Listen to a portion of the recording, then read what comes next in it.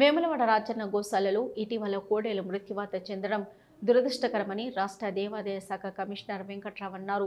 శ్రీ రాజరాజేశ్వర స్వామివారిని రాష్ట్ర దేవాదాయ శాఖ కమిషనర్ వెంకట్రావు కుటుంబ సమేతంగా దర్శించుకుని ప్రత్యేక పూజలు నిర్వహించారు. ఈ సందర్భంగా ఆయన మీడియాతో మాట్లాడుతూ మరోసారి ఇలాంటి ఘటనలు జరగకుండా చూస్తామని, ఘటనపై హై లెవెల్ కమిటీని ఏర్పాటు చేశామన్నారు.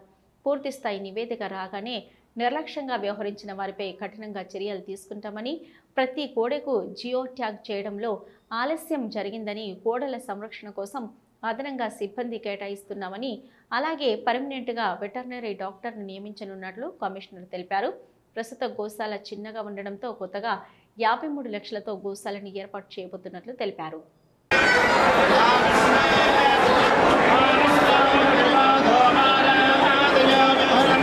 నిన్న ఇక్కడ జరిగిన కొంత దురదృష్టకర సంఘటన, కొన్ని గోవులు కోడి దూడలు చనిపోవడం అన్ని పేపర్లో మనం చూసాం.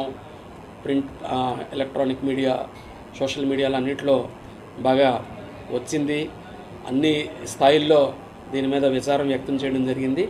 ఇటువంటి సంఘటనలు జరగకుండా ఏం చేయాలనే దాని మీద వెంటనే ప్రభుత్వం ఉత్తర్వులు తీసుకొని ఇమ్మీడియట్గా ఒక హై లెవెల్ కమిటీని ఏర్పాటు చేసి వారు వచ్చి సందర్శించారు.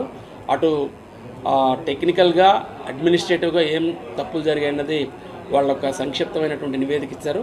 అది కూడా ఆ నివేదిక తీసుకొని రావడం జరిగింది. ఒకసారి దాన్ని కూడా పరిశీలించి బాధ్యులు ఎవరన్నా ఉంటే, ప్రత్యేకంగా ఇది ఇంటెన్షన్తో జరిగిందా, తప్పిదం వల్ల జరిగిందా, యాక్సిడెంటల్గా జరిగిందా, ఏదైనా వైరస్ వల్ల జరిగిందా, ఇవన్నీ కూడా వాళ్ళు ఇచ్చిన నివేదికను మరోసారి పరిశీలించి జిల్లా కలెక్టర్ గారు దీన్ని చాలా జాగ్రత్తగా మానిటర్ చేసి డిస్ట్రిబ్యూషన్ ఆఫ్ దూడలను కూడా వెంటనే చేయమని ప్రభుత్వం ఆదేశించినందువల్ల ఆల్రెడీ నిన్నే స్టార్ట్ చేసినట్టు చూసాం.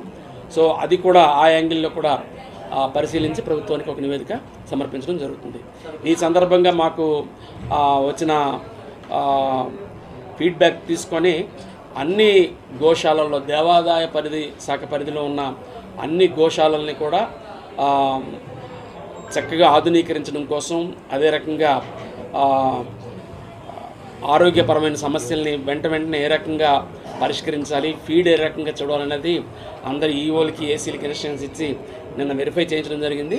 అన్ని ప్రాంతాల నుండి కూడా నివేదికలు తెప్పించుకొని దాని మీద ఒక సమగ్రమైనటువంటి ప్రణాళిక రూపొందించి ప్రభుత్వానికి సమర్పిస్తుంది.